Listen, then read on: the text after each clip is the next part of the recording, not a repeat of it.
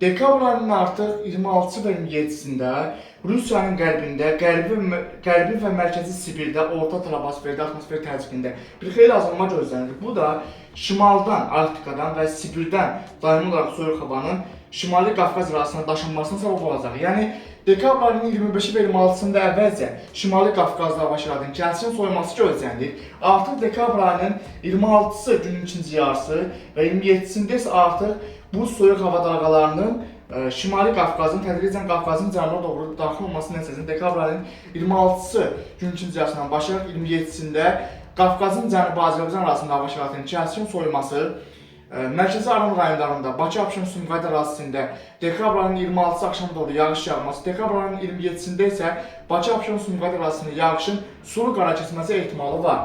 Bu sistem nəticəsində Qara dənizdən və Xəzər dənizindən daşınan rütubətli hava kütlələri ilə şimaldan daxil olan soyuq havanın bir-birlərindən Qafqaz regionunda toqquşması fonunda ərazidə hava şəraitinin dekabr ayının xüsusən də sonlarında bir xeyli kəskinləşməsi, yəni gün-gündən kəskinləşməsi gözlənilir. Dekabr ayının xüsusilə də 28-i, 29-u və 30-sunda artıq Qafqaz regionunda, yəni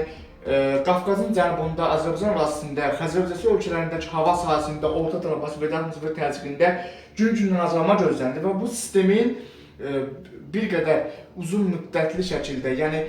bir həftəyə yaxın, 6 günlə 10 gün arasında, bir həftədən bir qədər çox, 6-10 gün aralığında Qafqaz regionunda aktiv olması gözlənir. Bu da o deməkdir ki, şimaldan daimi olaraq daşınan soyuq hava kütlələri ilə Xəzər dənizindən, Aralıq dənizinin şərqindən və Qara dənizdən daşınan rütubətli hava axınlarının Qafqaz regionunda bir-birlərini toqquşması fonunda dekabr ayının 26-sından başlayan prosesin dekabr ayının 27-sində Bakıda sulu qar yağmasına səbəb olması, dekabr ayının artıq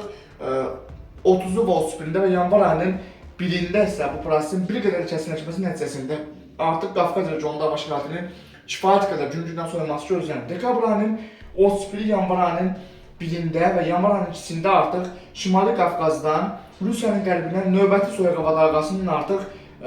Qafqazın cənubuna doğru daxil olması gözlənir. Dekabr ayının 31-i, yanvar ayının 1-i, 2-si və 3-ündə bu sistemin günü-gündən daha da kəskinləşməsi gözlənir. Nəticədə şimaldan davamlı olaraq soyuq havanın Şimali Qafqaza və prosesin sonraki inkişafı nəticəsində artıq Qafqazın cənubu Azərbaycan arasında daxil olması və eyni zamanda Xəzər dənizindəki rütubətli hava kütlələri ilə bu soyuq Arktik və Sibir siklonları bir-birlərinə qarşıması fonunda Xəzər dənizində güclü qar fırtınasının formalaşması ehtimalı var. Bu risk hazırda 45-50%-ə yaxındır.